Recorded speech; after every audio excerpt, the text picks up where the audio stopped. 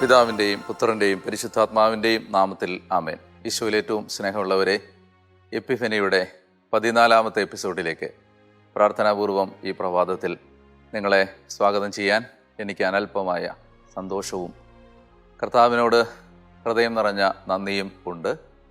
ഇന്ന് ഈ 14-ാമത്തെ ദിവസം കർത്താവ് തന്ന അനുഗ്രഹീതമായ ഈ പ്രഭാതത്തിൽ ദൈവത്തിൻ്റെ തിരുമൊഴികൾ ധ്യാനിച്ചുകൊണ്ട് നമുക്ക് നമ്മുടെ ഈ 25 ദിവസം നീണ്ടു നിൽക്കുന്ന ക്രിസ്മസിൻ്റെ ഒരുക്കത്തിലേക്ക്, അതിൻ്റെ 14-ാമത്തെ ദിവസത്തിലേക്ക് കടക്കാം. ഇന്ന് നമ്മൾ നമ്മുടെ ചിന്തയ്ക്കായി തിരഞ്ഞെടുത്തിരിക്കുന്ന വചനഭാഗം മത്തായിയുടെ സുവിശേഷത്തിൻ്റെ 1-ാമത്തെ അധ്യായത്തിൽ വിവരിക്കുന്ന യേശുവിൻ്റെ വംശാവലിയാണ്. സാധാരണഗതിയിൽ പലരും വായിക്കാതെ മറിച്ചുവിടുന്ന ഒരു ഭാഗമാണിത്. എന്നാൽ ഈ വംശാവലിയിലൂടെ കർത്താവ് നമ്മളെ എന്താണ് പഠിപ്പിക്കുന്നത് എന്ന് തിരിച്ചറിയാനുള്ള വളരെ ആഹ്ലാദകരമായ, കൗതുകകരമായ ഒരു അന്വേഷണത്തിലേക്ക് നിങ്ങളെ ഏറ്റവും പ്രാർത്ഥനയോടെ ഞാൻ സ്വാഗതം ചെയ്യുകയാണ്. മത്തായിയുടെ സുവിശേഷം 1-ാം അധ്യായം 1 മുതലുള്ള തിരുവചനം. യേശുവിൻ്റെ വംശാവലി. അബ്രാഹത്തിൻ്റെ പുത്രനായ ദാവീദിൻ്റെ പുത്രൻ യേശുക്രിസ്തുവിൻ്റെ വംശാവലി ഗ്രന്ഥം. അബ്രാഹം ഇസഹാക്കിൻ്റെ പിതാവായിരുന്നു. ഇസഹാക്ക് യാക്കോബിൻ്റെയും, യാക്കോബ് യൂദായുടെയും സഹോദരന്മാരുടെയും പിതാവായിരുന്നു. ഞാൻ ഇനി എല്ലാ പേരുകളും വായിക്കുന്നില്ല. ഞാൻ ചില പേരുകൾ മാത്രം വായിച്ചു പോവുകയാണ്. വാക്യം 3, താമാറിൽ നിന്ന് ജനിച്ച പേരസിൻ്റെയും സേറായുടെയും പിതാവായിരുന്നു യൂദ. വാക്യം 5, സൽമോൻ റാഹാബിൽ നിന്ന് ജനിച്ച ബോവാസിൻ്റെയും, ബോവാസ് റൂത്തിൽ നിന്ന് ജനിച്ച ഓബദിൻ്റെയും, ഓബദ് ജസ്സയുടെയും, ജസ്സെ ദാവീദ് രാജാവിൻ്റെയും പിതാവായിരുന്നു. ദാവീദ് ഊറിയായുടെ ഭാര്യയിൽ നിന്ന് ജനിച്ച സോളമൻ്റെ പിതാവായിരുന്നു.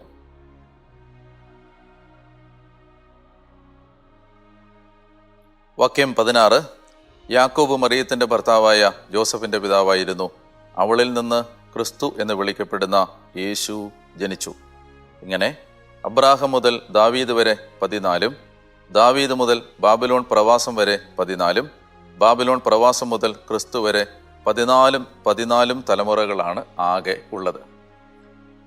പ്രിയപ്പെട്ടവരെ, എന്താണ് ഈ വംശാവലിയിൽ നിന്ന് നമ്മൾ മനസ്സിലാക്കണമെന്ന് പരിശുദ്ധാത്മാവ് ആഗ്രഹിക്കുന്ന പ്രധാനപ്പെട്ട കാര്യം? 1-ാമത്തെ കാര്യം ഇതാണ്.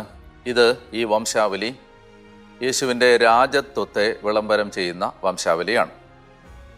യേശു രാജാവാണ് എന്നാണ് ഈ വംശാവലിയിലൂടെ അപ്പസ്തോലനായ മത്തായി സ്ഥാപിക്കാൻ ശ്രമിക്കുന്ന സത്യം, അല്ലെങ്കിൽ പരിശുദ്ധാത്മാവ് നമുക്ക് വെളിപ്പെടുത്തി തരുന്ന സത്യം. യേശുവിൻ്റെ വംശാവലി യേശുവിൻ്റെ വളർത്തു പിതാവായിരുന്ന യോസേപ്പ് പിതാവിൻ്റെ ആ പരമ്പരയെ അവതരിപ്പിച്ചുകൊണ്ട് രാജകുമാരനായിട്ടാണ് യേശു ജനിച്ചത് എന്ന് ധ്വനിപ്പിക്കുകയാണ്, സൂചിപ്പിക്കുകയാണ്, ദ്യോതിപ്പിക്കുകയാണ് ഈ വംശാവലിയുടെ ഉദ്ദേശം. അപ്പോൾ അതുകൊണ്ട് ആ രാജപരമ്പരയാണ് ഇവിടെ വിവരിച്ചിരിക്കുന്നത്.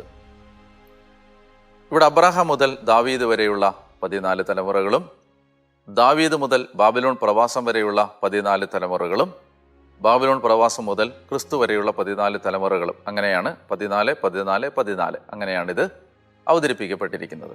ഈ കണക്കുകൾക്കൊക്കെ സിംബോളിസം, അതിനൊക്കെ അർത്ഥമുണ്ട്. പക്ഷെ അതിലേക്കൊക്കെ ഇപ്പോൾ കടക്കുക ദുഷ്കരമാണ്. ഞാനതുകൊണ്ട് ഏറ്റവും ലളിതമായ ചില പാഠങ്ങൾ നിങ്ങൾക്ക് ഇതിൽ നിന്ന് പറഞ്ഞു തരാനാണ് ആഗ്രഹിക്കുന്നത്. അപ്പോൾ ഈ വംശാവലിയിലൂടെ നമ്മൾ തിരിച്ചറിയുന്നത് ക്രിസ്തു നമ്മുടെ രാജാവാണ്. അതാണ് 1-ാമത്തെ കാര്യം. 2-ാമത്തെ കാര്യം, ഈ വംശാവലിയിൽ സാധാരണ യഹൂദരുടെ വംശാവലി വിവരണ പട്ടികയിൽ നിന്ന് വ്യത്യസ്തമായ വളരെ പ്രധാനപ്പെട്ട ഒരു സൂചന നമ്മൾ കാണുന്നുണ്ട്. ആ വാക്യങ്ങളാണ് ഞാൻ വായിച്ചത്. അതായത് സാധാരണഗതിയിൽ വംശാവലിയിൽ സ്ത്രീകളുടെ പേര് പരാമർശിക്കപ്പെടുകയില്ല. ഇനി സ്ത്രീകളുടെ പേര് പരാമർശിക്കപ്പെട്ടാൽ തന്നെ വംശാവലിയിൽ അത് വളരെ ഉത്തമരായ സ്ത്രീകളുടെ പേരുകൾ ആയിരിക്കുകയും ചെയ്യും. എന്നാൽ യേശുക്രിസ്തുവിൻ്റെ വംശാവലിയിൽ പരാമർശിക്കപ്പെടുന്ന സ്ത്രീകളെ ഞാനന്ന് ചൂണ്ടിക്കാണിക്കുകയാണ്. 1-ാമത്തേത്, താമാറിൽ നിന്ന് ജനിച്ച പെരസിൻ്റെയും സേറായുടെയും പിതാവായിരുന്ന യൂദായുടെ മകനായിരുന്ന പേരസിന് ജന്മം കൊടുത്ത ആ സ്ത്രീയുടെ പേരാണ് താമാർ. താമാർ ആരാണെന്ന് നമുക്കറിയാം. താമാർ യഥാർത്ഥത്തിൽ യൂദായുടെ ഭാര്യയാകുന്നതിന് മുമ്പ് അദ്ദേഹത്തിൻ്റെ മരുമകളായിരുന്നു. അപ്പോൾ അവൾ വഴിവെക്കിൽ ഒരു ഗണികയെപ്പോലെ, ഒരു പാപിനിയായ സ്ത്രീയെപ്പോലെ വഴിവെക്കിൽ ഇരിക്കുന്നതും അങ്ങനെ യൂദായിൽ നിന്ന് അവൾ ഗർഭിണിയാവുന്നതും ഒക്കെയുള്ള ആ പഴയ നിയമ പശ്ചാത്തലം നമുക്കറിയാം എന്ന് ഞാൻ വിചാരിക്കുന്നു. അപ്പോൾ മോശപ്പെട്ട ബാക്ക്ഗ്രൗണ്ട് ഉള്ള ഒരു സ്ത്രീയാണ് താമാർ. പേര് പരാമർശിക്കപ്പെടാൻ പ്രത്യേകിച്ച് എടുത്തു പറയത്തക്ക യോഗ്യതയൊന്നും അന്നത്തെ കാലത്തെ മനുഷ്യൻ്റെ ചിന്താഗതികൾ കണ്ടെത്താൻ ഇടയില്ലാത്ത ഒരു സ്ത്രീയാണ് ഇത്. അപ്പോൾ ഈ സ്ത്രീയുടെ പേര് പരാമർശിക്കുന്നു. ഒന്നാമത്തെ പേര് ഏതാണ്? യൂദായിൽ നിന്ന് പേരസിന് ജന്മം കൊടുത്ത താമാർ എന്ന് പറയുന്ന സ്ത്രീ. രണ്ടാമത്തെ സ്ത്രീയെ റാഹാബ് എന്ന് പറയുന്ന സ്ത്രീയാണ്. അദ്ദേഹം ഈ റാഹാബ് സൽമോൻ എന്ന് പറയുന്ന ആളുടെ ഭാര്യയാണ്. റാഹാബ് ആരാണെന്ന് നമുക്ക് നന്നായിട്ട് അറിയാം. റാഹാബ് ജെറീക്കോ പട്ടണത്തിലെ മോശപ്പെട്ട ജീവിതം നയിച്ചിരുന്ന സ്ത്രീയായിരുന്നു. അവൾ വേശ്യയായിരുന്നു. അവളാണ് ഈ ചാരന്മാരെ ഒളിച്ച് താമസിക്കാൻ സഹായിക്കുന്നതും പിന്നീട് അതിൻ്റെ പേരിൽ ജെറീക്കോ ആക്രമിച്ച് കീഴടക്കപ്പെടുമ്പോൾ അവൾ രക്ഷ പ്രാപിക്കുന്നതും അവളെ മാത്രം സ്പെയർ ചെയ്യുന്നതും ഈ റാഹാബ് ചാരന്മാരെ സഹായിച്ചത് കൊണ്ടാണ്. ഈ രണ്ട് വന്ന് ഒളിച്ച് താമസിച്ച ചാരന്മാരിൽ ഒരാളായിരുന്നു സൽമോൻ. ഈ സൽമോനിൽ നിന്ന് റാഹാബ് എന്ന് പറയുന്ന പണ്ട് മോശപ്പെട്ട ജീവിതം നയിച്ചിരുന്ന സ്ത്രീക്ക് ജനിച്ച മകനാണ് ബോവാസ്. അപ്പോൾ രണ്ടാമത്തെ സ്ത്രീ അതാണ് റാഹാബ്. റാഹാബിൻ്റെ പ്രത്യേകത, റാഹാബ് ഒന്ന് വിജാതീയമാണ്, രണ്ടാമത്തേത് റാഹാബ് വേശ്യയുമാണ്. പേര് പറയാൻ കൊള്ളത്തില്ല എന്ന് അന്നത്തെ കാലം വിചാരിച്ചിരുന്ന രണ്ടാമത്തെ സ്ത്രീ. മൂന്നാമത്തെ സ്ത്രീ ബോവാസിൻ്റെ ഭാര്യയായി മാറിയ ഓബദിൻ്റെ അമ്മയായിരുന്ന റൂത്ത് എന്ന് പറയുന്ന സ്ത്രീയാണ്. റൂത്ത് ഒരു വളരെ പുണ്യം നിറഞ്ഞ ജീവിതം നയിച്ച സ്ത്രീയായിട്ട് കണക്കാക്കപ്പെടുമ്പോഴും റൂത്തിനെ അകറ്റി നിർത്താൻ യഹൂദ മനസ്സ് താല്പര്യം കാണിച്ചതിൻ്റെ കാരണം അവരൊരു മൊവാബി സ്ത്രീയായിരുന്നു എന്നാണ്. മൊവാബിനും അമ്മൂന്യരും കർത്താവിൻ്റെ ആലയത്തിൽ 10 തലമുറ കഴിഞ്ഞു പോലും പ്രവേശിക്കാൻ പാടില്ല എന്നൊക്കെ നിയമങ്ങൾ ഉണ്ടായിരുന്ന ഒരു കാലത്തെ മനുഷ്യർ ഒരു മൊവാബി സ്ത്രീയെ ക്രിസ്തുവിൻ്റെ വംശാവലിയിൽ പേര് ചേർത്ത് എഴുതുക എന്ന് പറയുന്നത് നമുക്ക് അചിന്തനീയമായ കാര്യമാണ്. അപ്പോൾ മൂന്നാമത്തെ സ്ത്രീ അതാണ്, മൊവാബി സ്ത്രീയായിരുന്ന റൂത്ത്. നാലാമത്തേത് ദാവീദ് ഊറിയായുടെ ഭാര്യ. പേര് പോലും പറയുന്നില്ല. ഊറിയായുടെ ഭാര്യ അതാരാണ് നമുക്കറിയാം. അത് ബത്ഷേബയാണ്. അത് ദാവീദ് രാജാവ് അവിഹിതമായി സ്വന്തമാക്കുകയും സോളമന് ജന്മം കൊടുക്കുകയും ചെയ്ത ബത്ഷേബ എന്ന സ്ത്രീയാണ്. നിങ്ങൾ നോക്കുക, ഇതിലെ 3 സ്ത്രീകളും വളരെ പാപകരമായ പശ്ചാത്തലത്തിൽ അവതരിപ്പിക്കപ്പെടുന്ന സ്ത്രീകളാണ്. ഒരു സ്ത്രീ വിജാതീയായ സ്ത്രീയാണ്. ഇങ്ങനെ സംശയം മുൻപിൽ നിൽക്കാൻ സാധ്യതയുള്ള 4 സ്ത്രീകളെ ക്രിസ്തുവിൻ്റെ വംശാവലി ഗ്രന്ഥത്തിൽ അവതരിപ്പിച്ചുകൊണ്ട് പരിശുദ്ധാത്മാവ് നമ്മളോട് പറയാൻ ആഗ്രഹിക്കുന്നത് എന്താണ് എന്നുള്ളതാണ് രണ്ടാമത്തെ കാര്യം. നമ്മൾ പരമ്പരാഗതമായി ഈ കാര്യങ്ങൾ, ഈ സ്ത്രീകളുടെ പേരുകൾ വന്നതിനെക്കുറിച്ച് വ്യാഖ്യാനിക്കപ്പെടുന്ന എല്ലാ പ്രബോധനങ്ങളിലും കേട്ടിട്ടുള്ളത് കർത്താവ് ഏറ്റവും പാവപ്പെട്ടവരെ, വീണുപോയവരെയൊക്കെ തൻ്റെ വംശാവലിയുടെ ഭാഗമാക്കിക്കൊണ്ട് അവിടുന്ന് പാപികളെ തേടി വന്നവനാണ് എന്ന ഒരു ധ്വനി ഉളവാക്കുന്നതിനാണ് എന്നതാണ്. അത് സത്യമായിരിക്കുമ്പോൾ തന്നെ അതിനെ നിഷേധിക്കാത്ത തന്നെ ഞാൻ മറ്റൊരു കാര്യം ചൂണ്ടിക്കാണിക്കാൻ ആഗ്രഹിക്കുന്നു. എനിക്ക് കുറച്ചുകൂടി അതാണ് ശരി എന്നാണ് എൻ്റെ മനസ്സും എൻ്റെ പഠനവും പറയുന്നത്. അതെന്താണെന്ന് വെച്ചാൽ, ഈ ഭാഗം യേശുവിൻ്റെ വംശാവലി അവതരിപ്പിച്ച് കഴിഞ്ഞാൽ ഉടനെ തന്നെ മത്തായി ശ്ലീഹ അവതരിപ്പിക്കാൻ പോകുന്നത് യേശുവിൻ്റെ ജനനത്തെക്കുറിച്ചുള്ള വിവരണമാണ്. ആ ജനനത്തിൽ വളരെ സംശയാസ്പദമായ ഒരു സാഹചര്യം വായനക്കാരന്, പ്രത്യേകിച്ച് യഹൂദ വായനക്കാരനുണ്ടാവാൻ സാധ്യതയുണ്ട്. കാരണം ഈ യോസേപ്പ് പിതാവിൽ നിന്നല്ല മറിയം ഗർഭിണിയായിരിക്കുന്നത് എന്ന് അന്നത്തെ നാട്ടുകാർക്കും ഏതാണ്ടൊക്കെ അറിയാമായിരുന്നു. പിന്നെ ഈ പുസ്തകം വായിക്കുന്നവർക്കും അറിയാം. അപ്പോൾ അന്നത്തെ യഹൂദൻ മത്തായി അവതരിപ്പിക്കുന്ന ഈ സുവിശേഷം വായിക്കുമ്പോഴോ കേൾക്കുമ്പോഴോ അവരുടെ മനസ്സിൽ സംശയാസ്പദമായ ഒരു ജനനമാണ്, യേശുവിൻ്റെ ജനനം എന്ന ഒരു ചിന്ത അവരുടെ മനസ്സിൽ ഉണ്ടാകുമ്പോൾ മത്തായി എന്ന സുവിശേഷകന്, അല്ലെങ്കിൽ മത്തായിലൂടെ ദൈവത്തിൻ്റെ പരിശുദ്ധാത്മാവിന് യേശുക്രിസ്തുവിനെ ആരും തള്ളിക്കളയാതിരിക്കാൻ വേണ്ടി മത്തായി എന്ന സുവിശേഷകന് ഈ ഒരു യാഥാർത്ഥ്യത്തെ നേരിടേണ്ടതുണ്ട്. എന്താണ് ആ യാഥാർത്ഥ്യം? അതായത് ഈ പുസ്തകം വായിക്കുന്ന ആളുകൾ അല്ലെങ്കിൽ ഇത് കേൾക്കുന്ന ആളുകൾ ചിലപ്പോൾ ഇങ്ങനെ ചിന്തിക്കാൻ സാധ്യതയുണ്ട്, എന്തുകൊണ്ടാണ് സംശയാസ്പദമായ പശ്ചാത്തലമുള്ള ഒരു സ്ത്രീയുടെ മകനായി ജനിച്ച ഈ മകനെ, ഈ യേശുവിനെ നിങ്ങൾ ഇത്ര ഉയർത്തി കാണിക്കുന്നത്? വളരെ സസ്പീഷ്യസ് ആയൊരു ബാക്ക്ഗ്രൗണ്ട് അയാളുടെ ജനനത്തിനുണ്ട്. അതിനെക്കുറിച്ച് ആർക്കും വ്യക്തതയില്ല. അപ്പം അങ്ങനെ ഒരാളെ മിശിഹായായി നിങ്ങൾ പ്രസൻറ്റ് ചെയ്യുമ്പോൾ, അങ്ങനെ ഒരാൾ മിശിഹ എന്ന് നിങ്ങൾ പറയുമ്പോൾ ഞങ്ങൾക്കത് സ്വീകരിക്കാൻ ബുദ്ധിമുട്ടുണ്ട്. കാരണം അയാളുടെ ഈ ബാക്ക്ഗ്രൗണ്ട് വളരെ സസ്പീഷ്യസ് ആണ്.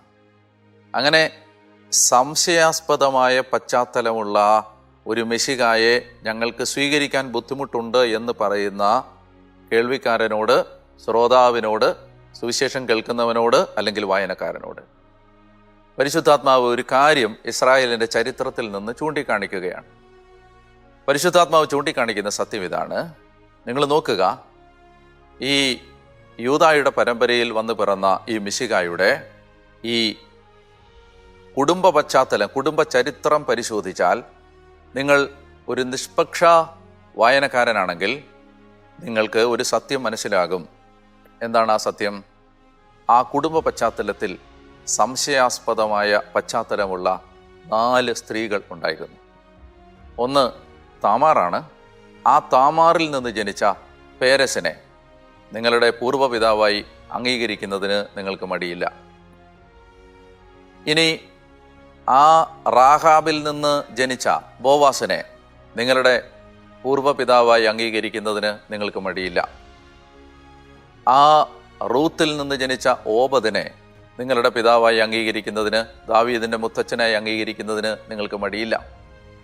അതുപോലെ തന്നെ ബത്ഷേബയിൽ നിന്ന് ജനിച്ച സോളമനെ നിങ്ങളുടെ മഹാനായ രാജാവായി, ദൈവപുത്രൻ എന്നുപോലും വിളിക്കപ്പെട്ട ഒരു രാജാവായി സ്വീകരിക്കുന്നതിന് നിങ്ങൾക്ക് മടിയില്ല. വായനക്കാര, കേൾവിക്കാര, അങ്ങനെയാണെങ്കിൽ പരിശുദ്ധാത്മാവിനാൽ ഗർഭിണിയായി തൻ്റെ കുഞ്ഞിന് ജന്മം നൽകിയ മേരിയെയും മേരിയുടെ മകനെയും സ്വീകരിക്കുന്നതിന് നിങ്ങൾ എന്തിനാണ് ഈ മുടന്തൻ ന്യായങ്ങളുമായി വരുന്നത്? നിങ്ങൾക്ക് അവനെ സ്വീകരിക്കുന്നതിന് ഒരുപാട് കാരണങ്ങളുണ്ട്. കാരണം നിങ്ങളുടെ കുടുംബ പശ്ചാത്തലങ്ങളിലെ, നിങ്ങളുടെ വംശാവലി പരമ്പരകളിലെ നൊട്ടോറിയസായ, അങ്ങനെ പറയാവുന്ന സ്ത്രീകളുമായി തുലനം ചെയ്യുമ്പോൾ അതിനേക്കാളൊക്കെ എത്രയോ ബെറ്ററാണ് മേരിയുടെ പശ്ചാത്തലം. അവൾ ഗർഭിണിയായിരിക്കുന്നത് പരിശുദ്ധാത്മാവിൽ നിന്നാണ് എന്ന് സൂചിപ്പിച്ചുകൊണ്ട് മിശിഹായുടെ ജനനവുമായി ബന്ധപ്പെട്ട ആ അഭ്യൂഹങ്ങളെ മറികടക്കാനുള്ള ശ്രമമാണ്. വായനക്കാരിൽ ആ സംശയത്തിൻ്റെ മാറാലകളെ നീക്കിക്കളയാനുള്ള ശ്രമമാണ് പരിശുദ്ധാത്മാവ് മത്തായി സുവിശേഷകനിലൂടെ ഈ വംശാവലി വിവരണത്തിലൂടെ നടത്തുന്നത്. അതുകൊണ്ട് ഞാൻ നിങ്ങളോട് പറയാൻ ആഗ്രഹിക്കുന്നത് ഇതാണ്. അതായത് ഈശോയെ സ്വീകരിക്കുന്നതിന് യഹൂദ, നീ ഒരു തടസ്സവാദം പറയേണ്ടതില്ല. കാരണം നിന്റെ പശ്ചാത്തലത്തിൽ ഇതിനേക്കാൾ ഗൗരവതരമായ കാര്യങ്ങൾ സംഭവിച്ച മനുഷ്യരുടെ മക്കളെ നിങ്ങളുടെ നേതാക്കന്മാരായി, പിതാക്കന്മാരായി സ്വീകരിക്കുന്നതിന് നിങ്ങൾ മടി പറഞ്ഞിട്ടുള്ളൊരു ജനമല്ല. അതുകൊണ്ട് ക്രിസ്തുവിനെ ഈ കാരണം പറഞ്ഞ് നിങ്ങൾ തള്ളിക്കളയുന്നത് നിങ്ങളുടെ ഒരു 2 പക്ഷത്തിൻ്റെ, നിങ്ങളുടെ 2 നിലപാടുകളുടെ, നിങ്ങൾ എടുക്കുന്ന ഡബിൾ പോളിസിയുടെ ഭാഗമാണ്. പ്രിയപ്പെട്ടവരെ, എനിക്ക് നിങ്ങളോട് ഇന്ന് പറയാനുള്ളത് ഇതാണ്. അതായത് ക്രിസ്തുവിനെ സ്വീകരിക്കുന്നതിന് നമ്മൾ തടസ്സങ്ങൾ നമ്മുടെ മനസ്സിലേക്ക് വരുമ്പോൾ നമ്മൾ ഓർക്കണം, ആ തടസ്സങ്ങളെല്ലാം മറികടക്കുന്ന വെളിച്ചം വചനത്തിലൂടെ ദൈവം നമുക്ക് തരുന്നുണ്ട്. നിങ്ങൾക്ക് എന്തെങ്കിലും ഒരു കാരണം കൊണ്ട് ക്രിസ്തുവിനെ എനിക്ക് സ്വീകരിക്കാൻ ബുദ്ധിമുട്ടുണ്ട്, കാരണം for this and this reason I cannot accept Jesus and he's character എന്ന് നിങ്ങൾക്ക് തോന്നുന്നെങ്കിൽ നിങ്ങളുടെ ആ സംശയത്തിൻ്റെ മാറാലയെ ദൂരീകരിക്കുന്ന ഒരു വെളിച്ചം വചനത്തിൽ കിടപ്പുണ്ട്. നിങ്ങൾ വചനത്തിലേക്ക് കൂടുതൽ ആഴപ്പെടുക എന്നാണ് അത് നിങ്ങൾക്ക് തരുന്ന മറുപടിയും പരിഹാരവും. അതാണ് ഒരു കാര്യം എനിക്ക് പറയാനുള്ളത്. രണ്ടാമത്തെ കാര്യം, നമുക്കറിയാം ആരുടെയും ജീവിതത്തെ നമ്മൾ വിലയിരുത്തേണ്ടത് അവർ എങ്ങനെ ജനിച്ചു എന്നോ, ഏത് കുടുംബത്തിൽ ജനിച്ചുവെന്നോ, അവരുടെ മാതാപിതാക്കന്മാർ ആരായിരുന്നെന്നോ, അവരുടെ പശ്ചാത്തലം എന്തായിരുന്നെന്നോ എന്നൊക്കെയുള്ള കാരണങ്ങൾ നിരത്തിയിട്ടല്ല. ഒരു മനുഷ്യൻ്റെ വർത്തും വാല്യൂവും നമ്മൾ തീരുമാനിക്കേണ്ടത് അയാളുടെ ജനനം നോക്കിയിട്ടല്ല, അയാളുടെ ജീവിതം നോക്കിയിട്ടാണ്. ക്രിസ്തുവിനെ നമ്മൾ സ്വീകരിക്കേണ്ടത് ക്രിസ്തുവിൻ്റെ ഉറവിടങ്ങളെ നോക്കിയിട്ടല്ല, സുവിശേഷം പറയുകയാണ്. അത്തരം കാര്യങ്ങൾ നോക്കിയിട്ടല്ല. ഏത് കുടുംബത്തിൽ നിന്ന് വന്നു, എന്തായിരുന്നു അവരുടെ ഫൈനാൻഷ്യൽ ബാക്ക്ഗ്രൗണ്ട്, എന്തായിരുന്നു അവരുടെ മാതാപിതാക്കന്മാരുടെ വിദ്യാഭ്യാസ യോഗ്യത, അവരുടെ പൈതൃകം, കുടുംബ പശ്ചാത്തലം, കുടുംബ മഹിമ, ഇതൊക്കെ എന്താണ്. അപ്പോൾ ഇത്ര പ്രിവിലേജഡ് ആയ ഒരു കമ്മ്യൂണിറ്റിയിൽ നിന്നാണോ അവർ വരുന്നത്? അവരുടെ ജാതി, അവരുടെ ഗോത്രം, അവരുടെ ഭാഷ, അവരുടെ നാട്, ഇത്തരം പരിഗണനകൾക്കപ്പുറത്ത് ഒരു മനുഷ്യൻ്റെ വില തീരുമാനിക്കുന്നത് അയാളുടെ ജീവിതത്തിൻ്റെ പേരിലാണ്. കുറെ കൂടി ആഴമായി ബൈബിളിൻ്റെ ഭാഷയിൽ പറഞ്ഞാൽ ഒരു മനുഷ്യൻ്റെ നന്മയും വിലയും തീരുമാനിക്കപ്പെടുന്നത് അയാളുടെ ജീവിതവുമായി ബന്ധപ്പെട്ട, അയാളുടെ ഉറവിടങ്ങളുമായി ബന്ധപ്പെട്ട ഒരു കാരണങ്ങളാലുമല്ല. അയാളുടെ വാല്യൂ തീരുമാനിക്കപ്പെടുന്നത് ക്രിസ്തു അയാൾക്ക് വേണ്ടി മരിച്ചു എന്നതിൻ്റെ പേരിലാണ്. ഒരു മനുഷ്യൻ്റെ വില യേശുവിൻ്റെ രക്തം അയാൾക്ക് വേണ്ടി ചൊരിയപ്പെട്ടു എന്നതിൻ്റെ വിലയാണ്. പ്രിയപ്പെട്ടവരെ, അതുകൊണ്ട് ആരെയും വില കുറച്ച് കാണാതിരിക്കാനുള്ള ഒരു ശ്രമം നമ്മുടെ ജീവിതത്തിൽ ഉണ്ടാവണമെന്ന് ദൈവം ആഗ്രഹിക്കുന്നു. ഇന്നത്തെ ടാസ്ക് നിങ്ങളുടെ മുമ്പിലേക്ക് ഞാൻ വെക്കുകയാണ്. ഒത്തിരി പേര് ജീവിതത്തിൽ നമ്മുടെ കണ്ണിൽ വിലയില്ലാത്തവരായി മാറിയിട്ടുണ്ട്. ചില മനുഷ്യരെയൊക്കെ നമ്മൾ എല്ലാവരെയും ഒരുപോലെ അല്ല പരിഗണിച്ചുകൊണ്ടിരിക്കുന്നത്. നിങ്ങൾക്ക് സാധിക്കുമെങ്കിൽ ഞാനൊരു കാര്യം നിങ്ങളോട് പറയുകയാണ്. നിങ്ങളുടെ ഊട്ടുമുറിയിലേക്ക് നിങ്ങൾ ഇന്നുവരെ കൊണ്ടുവന്നിട്ടില്ലാത്ത നിങ്ങളുടെ പറമ്പിൽ പണിയെടുക്കുന്ന ആ പണിക്കാരനെ, ആ ജോലിക്കാരനെ നിങ്ങൾക്ക് നിങ്ങളുടെ ഡൈനിങ് ടേബിളിൽ നിങ്ങൾക്കൊപ്പം ഇരുത്തി ജീവിതത്തിൽ ഒരിക്കലെങ്കിലും അയാൾക്ക് ഭക്ഷണം കൊടുക്കാനോ അയാളുടെ കൂടെ ഇരുന്ന് ഭക്ഷണം കഴിക്കാനോ ഒരു മനസ്സുണ്ടായാൽ നിങ്ങൾക്ക് മനസ്സിലാവും നമ്മൾ എത്രമാത്രം മനുഷ്യരെ പല തട്ടുകളിലാണ് കാണുന്നത് എന്ന് ഞാൻ പറയുന്നതിൻ്റെ ഗ്രാവിറ്റി. അപ്പോൾ മനുഷ്യൻ്റെ അന്തസ്സ് അയാളിട്ട വസ്ത്രത്തിൻ്റെയോ, അയാൾ വരുന്ന വീടിൻ്റെ വലിപ്പത്തിൻ്റെയോ, അയാളുടെ കയ്യിലുള്ള ബാങ്ക് ബാലൻസിൻ്റെയോ, അയാൾ വരുന്ന വണ്ടിയുടെ വിലയുടെയോ ഒന്നും പേരിലല്ല. ഒരു മനുഷ്യൻ്റെ വില അയാൾ മനുഷ്യനാണ് എന്ന വിലയാണ്. ഒരു മനുഷ്യൻ്റെ വില അയാൾക്ക് ക്രിസ്തുവിൻ്റെ ചോരയുടെ വിലയാണ്. ഒരു മനുഷ്യൻ്റെ വില അയാൾ പിതാവായ ദൈവത്തിൻ്റെ മകനാണ് എന്ന വിലയാണ്.